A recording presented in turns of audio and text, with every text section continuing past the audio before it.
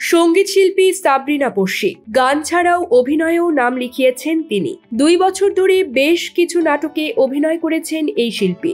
গত ঈদেও অভিনেতা ফারহান আহমেদ জোভানের সঙ্গে জুটি বেঁধে প্রথম ভালোবাসা নামে একটি নাটকে কাজ করেছেন।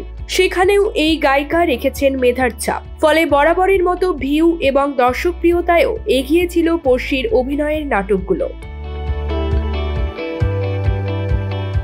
সিনেমায় পর্যন্ত দেখা গেছে তাকে। 2016 সালে সুপারস্টার শাকিব খানের সঙ্গে মেন্টাল সিনেমায় পার্শ্ব চরিত্রে অভিনয় করেছিলেন তিনি। কিন্তু এরপর আর বড় পর্দায় দেখা যায়নি এই গায়িকাকে।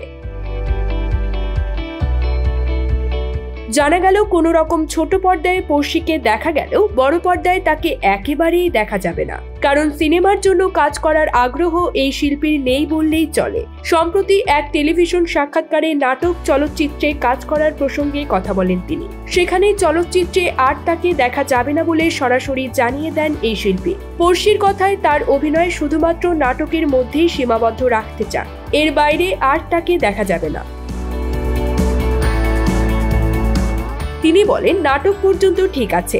নাটকের ক্ষেত্রে 3 থেকে 4 দিনের কাজের সেই সময়টুকু নেওয়ার ক্ষমতা আমার রয়েছে। আমি মনে করি যে এই 3-4 দিন পর্যন্ত ডিরেক্টর আমাকে সহ্য করতে পারবেন, এর বেশি সময় ডিরেক্টর আমাকে সহ্য করতে পারবে না। চলচ্চিত্রের কাজ তার জন্য দুঃসাহসিকতা বলেও মনে করেন এই শিল্পী। তার ভাষ্য, আমি যেটি করেছি পুরোটাই পছন্দের জায়গা থেকে। যেহেতু আমি পেশাদার না, সেই জায়গাতে এমন দুঃসাহস করতেও যাব না।